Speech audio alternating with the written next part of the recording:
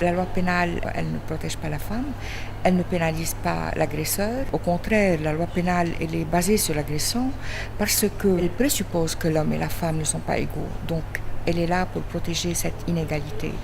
Et cette inégalité qui est structurelle, elle engendre de plus en plus d'agressions. La loi sur la protection de la femme victime de la violence conjugale, c'est un projet de loi qui est basé sur l'égalité des citoyens, donc la femme citoyenne. Et à partir du moment où on accepte que la femme est une citoyenne comme les hommes, comme tous les citoyens, à ce moment-là, elle a des droits égaux. Donc, il n'y a plus de raison pour que l'homme l'agresse ou bien il considère qu'il a une autorité et que cette autorité peut arriver jusqu'à l'agression physique. Ça n'avance pas parce qu'il y a une opposition en fait. Il n'est pas évident que les gens accepteront ce concept de l'égalité. Il y a des gens qui disent que non. Il n'y a pas d'égalité, que l'homme a une position supérieure parce que nous sommes dans un système qui respecte les lois confessionnelles pour le statut personnel. Ces lois considèrent qu'il y a une hiérarchie à l'intérieur des maisons, enfin de la famille, et l'homme est au sommet de cette hiérarchie.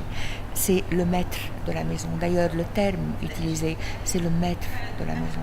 Donc, quand on arrive au domaine de la famille, attention, c'est le privilège, c'est le domaine de la loi communautaire. Pour ça, il n'accepte pas que l'État ait son mot à dire. C'est pour la première fois que ce genre d'étude est fait, parce que d'abord, il n'y a pas beaucoup de femmes qui osent briser ce silence, parce que la violence est vécue dans le silence. Alors là, des femmes ont osé briser le silence. On a 115 cas, on les a sortis à partir de 400 et quelques. On a trouvé 115 cas typiques de violences domestiques.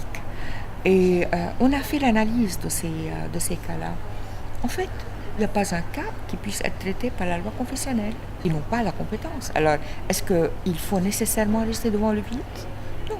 C'est un vide qui devrait être rempli par la force de l'État, surtout que l'État est engagé dans la Constitution à respecter les droits de l'homme, y compris les droits de la femme, évidemment, et de l'enfant.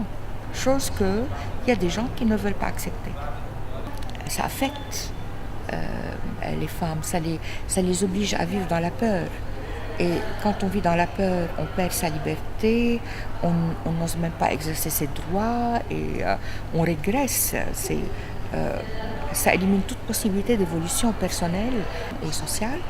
Et aussi, ça crée un certain genre de communication qui, une fois établi sur la scène publique, il est l'antidote de la démocratie.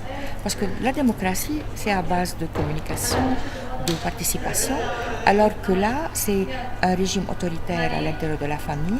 Et quand l'agression est là, il n'y a aucune participation, c'est la volonté du maître. On est en train de fonder un système sur la violence d'une part et la peur de l'autre, qui fait qu'il ne sera jamais possible d'accéder à un système de participation sur la scène publique.